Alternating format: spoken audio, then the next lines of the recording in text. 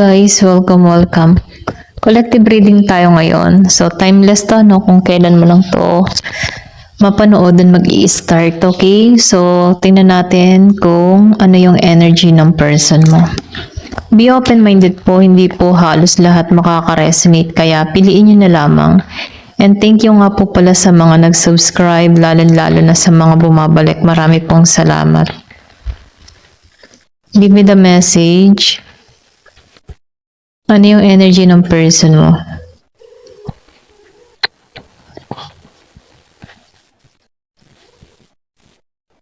Gusto nitong kumawala. Give me the message. Ano yung energy ng person mo?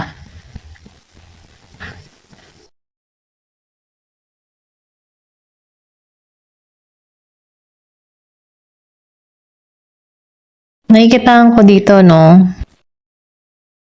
Yung iba sa inyo, meron ka ditong tao na medyo mabagal patungo sa'yo, no? Pero nakikitaan ko dito yung nagiging masagana tong tao mo, okay? Unti-unti na tong nakakaahon. Or pwede rin sabihin, marami tong blessing na nare-receive. Yung iba sa inyo, meron kang person dito na nasa ibang bansa or paalis ng bansa, okay? Kumbaga nagiging siyang matagumpay dito, nakakaahon na dito. Kaya yung iba sa inyo, meron ka ditong tao na hindi nagbibigay ng attention sa'yo kasi mas nakapukaw to sa ibang direksyon, okay? Kumbaga maraming lumilibang sa kaisipan ng tao nito, maraming pumupukaw ng oras niya dito, kaya nakakalimot to sa'yo. Or pwede rin sabihin ilang buwan, taon na kayong walang usap na to, okay? So, piliin nyo na lamang ano. So, nakikitaan ko rin dito, no? Meron ka ditong tao na magaling ba? Magaling yung kanyang, kumbaga marami na tong knowledge, marami tong alam. Pwede rin sabihin may pagka malakas ang pakaramdam nito, malakas ang intuition nito, bukas siya sa spiritual, aware siya sa ganun ano. So, meron kang ganung tao dito. Kaya niyong balansihin yung sarili niya or pwede rin madasaling tao, no? Ito lang yung nakikita ko, no? So, nakikitaan ko rin dito, itong tao mo. Kumbaga, nakikitaan ko dito, may time din na may tension tong nadarama, okay? Minsan, may time na hindi to balanse. Maybe kaya to inalisan ka, parang mahirap yung sitwasyon nyo or pwede rin sabihin na ayaw niya nang isipin dito, okay? Give me more information. So, meron ako nakikita ditong pag-iwas na ginawa sa'yo, okay? Hindi siya naging balanse dito or pwede rin sabihin, yung pag-iwas niya dito, ito yung naging dahilan kung bakit hindi siya bumabalanse, okay?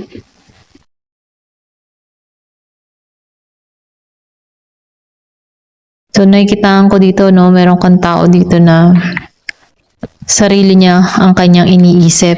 Hindi pa siya handa sa pang long term or yung sasabihin na pang matagalan, ano. Kumbaga, alam mo yung tipo na tao na sarili niya lang yung iniisip niya, yung bang tipong gusto niya lang, siya lang yung magiging masaya. Ganun, ano.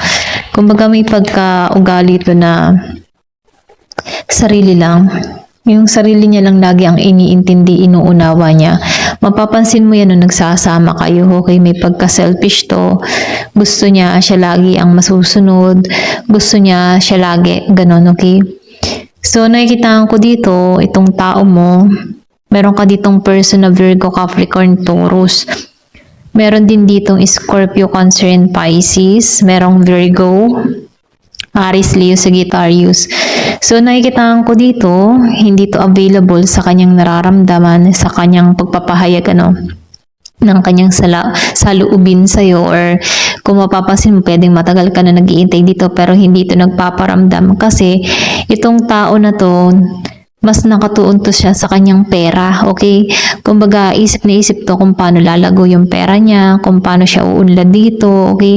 Kasi dumating sa point na itong tao na to, nagkaroon to ng problema sa pera, okay? Nagkaroon din to ng sakit or nagkaroon to ng financial loss na kung saan ngayon, doon na siya nakatuon, okay?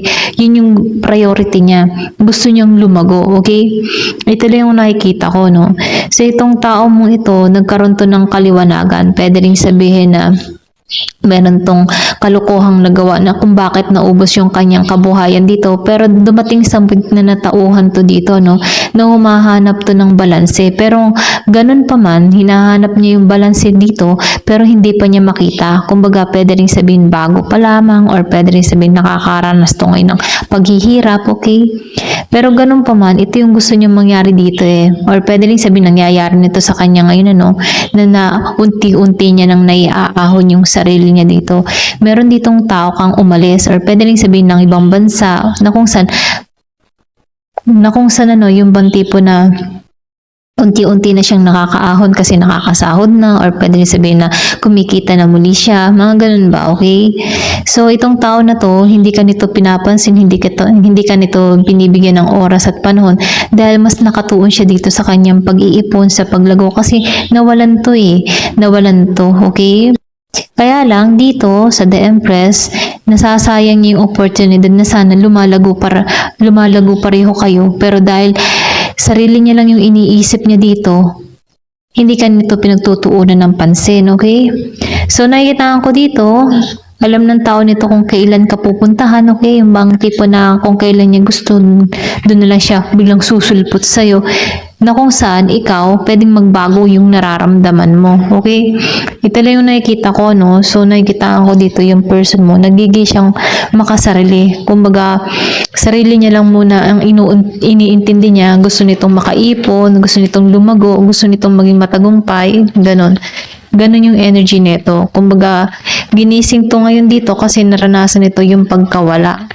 Yung iba sa inyo, meron ka din ditong tao na nagkasakit, okay? Pero ganun pa man, nakaalis muli ito.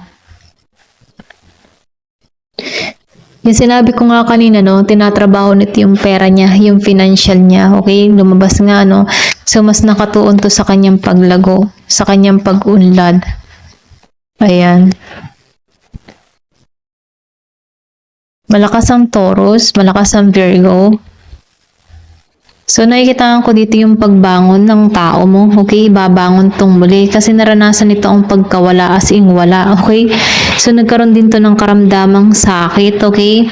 Kasi itong tao nito, pinabayaan niya yung sarili niya kasi dito sa The Empress Reverse, sarili niya lang ang iniisip niya na kung saan dumating sa point na nagkaroon to ng kaliwanagan, okay? Na mali yung kanyang nagagawa. So, ngayon tong tao mo dito, meron siyang tinatrabaho dito. Nagkakaroon to ng bukas ang kaisipan. Meron kang tao ditong malakas yung kutob, malakas yung intuition, malakas ang pakaramdam, no? Open to sa spiritual, yung iba sa inyo. Give me more information. So, meron tong mga binabago sa kanyang sarili, no? So, nakikita ko rin dito, no? Meron tong pagmamadali or meron tong gagawing hakbang. May paglusob. Kaya lang, yung paglusob niya dito, nakikita ko dito na yung bang tipo na gagawa lang to ng hakbang para hindi ka mawala. Okay, yung iba sa inyo meron dito biglang susulpot sa bahay mo. Magkakaroon to ng lakas na loob. Pwede rin sabihin pag natapos ang kontrata ng tao nito, bigla tong sumulpot sa'yo. Okay? Yung bang tipong hindi iniisip, hindi pinagpaplanuhan yung gagawin sa'yo. Okay? So, nakikita ko dito. So, ito yung gusto niyang mangyari, Ten of Cups. Nafe-feel ko dito na itong tao nito, bigla tong susulpot sa'yo, bigla tong magpapakitang muli sa'yo, kumbaga magkakaroon to ng lakas ng loob na tumungo sa'yo dito para i-offer ito. Pwede rin sabihin kaya to nagtatrabaho dito, hindi ka muna pinagtutuunan ng pansin ng tao neto, nasa ibang bansa siya dito, dahil meron siyang plano. Ito, Ten of Cups. Okay? So, nakikita ko dito na ginigising tong tao neto, o pwede rin sabihin na buksan ng kaisipan nito, okay, bago siya tumungo sa'yo dito, kailangan meron siyang mapatunayan sa'yo, okay? Kasi itong tao nito before, hindi siya naging, alam mo yung tipo na hindi siya naging matured, okay? Hindi niya kinonsider yung nararamdaman mo sa gusto mo, okay? So, nakikita ko dito yung pagbabago na nangyayari or pwede rin nag-evolve tong tao mo. Pasensya na ako, may naririnig kayong tunog ng ulan, okay? Kasi umuulan ngayon.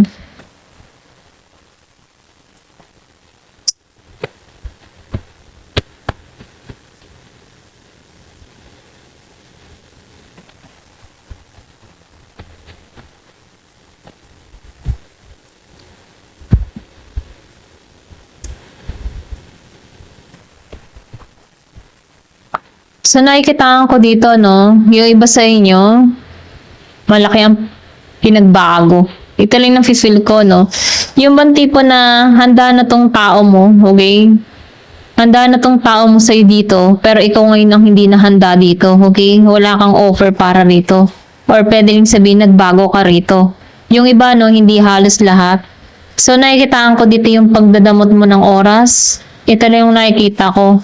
Kasi dito, ikaw yung naghahangad na magbigay ng oras ng tao mo, pero dahil pwede rin naliwanagan ka, nagkaroon ka ng pagbabago sa sarili mo, okay? Kasi hindi ka pinagtutuunan, tapos biglang susulpot tong tao mo sa'yo, ito yung gusto niya sa'yo, pero ikaw, hindi ka na available dito. Pwede rin sabihin may magkakaroon ka dito ng bagong karelasyon, or pwede rin sabihin meron ka ng direksyon na tinataha, meron ka ng mga pinaplanong bago. So, meron ka ditong tatanggihan. Yung iba sa inyo, no? So, ito lang nakikita ko, meron ditong tatanggi sa offer ng tao niya dito. Kasi meron pagbabago nangyayari. Pwede rin sabihin, sinukuan mo na to, okay? Hindi mo na to ini-expect na darating to sa buhay mo. Mga ganun ba? So, nakikitaan ko dito, once na sumulpo tong tao nito, handa na to, okay? Sa family, handa na to na offeran ka ng ganito. Pero ikaw, hindi ka na handa dito, okay? So, piliin nyo na lang yung part nyo, no?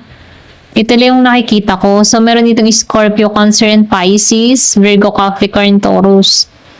So, nakikita ko dito, once na dumating tong tao na to, ayaw mo na, okay? Meron ka ng pinagbago, or pwede rin sabihin, nagbago na yung nararamdaman mo. Nawala na yung pagmamahal mo. Naliwanagan ka na dito. Kasi, malaki yung pinagbago mo, okay? Ito lang yung nakikita ko. Give me more information. Ano pa yung mensahe?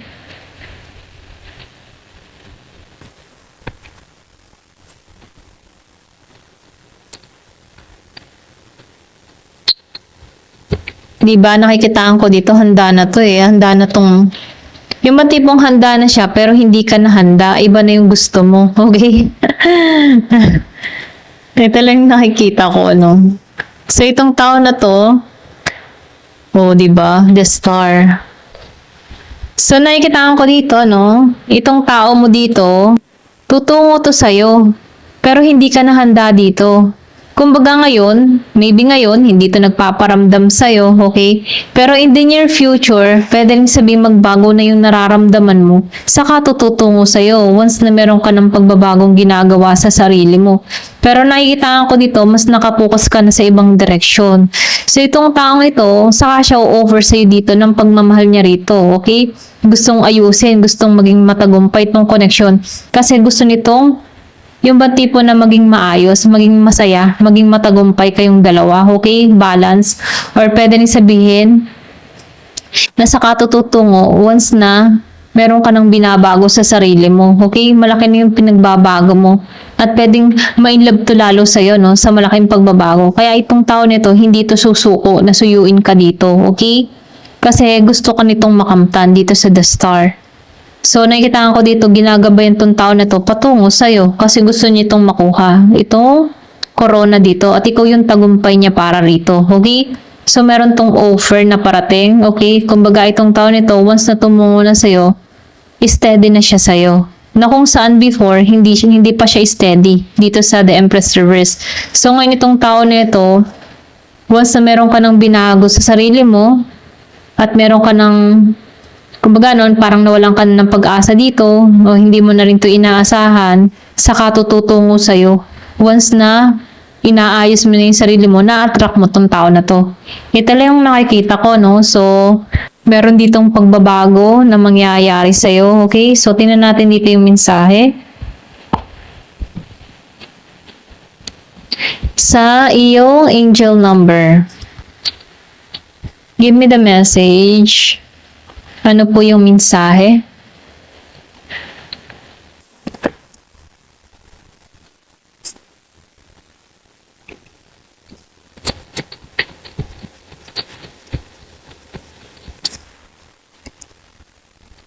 Change, okay? Meron ka ditong change. So, nakikita ko dito yung pagbabago. Yung sinabi ko nga kanina, no? Transformation na nangyayari sa'yo. So, nakikita ko dito na attract mo tong tao na to dahil sa pagbabagong ginagawa mo. So, sabi dito, no? Change happen outside your comfort zone. The time for change is now. The angels are whispering for you to trust your path and to learn how to walk it. Take to the next, allow change to lift you up and guide you forward. So, nakikita ko dito, maybe ikaw natauhan ka na eh. Kumbaga, ayaw mo na magintay, gusto mo na sa pagbabago, meron ka nang binabago sa sarili mo, or pwede rin sabihin dito katatahakin, sa pagbabago. Ayan, ito lang yung nakikita ko. Ayan, thank you for watching. Love and peace.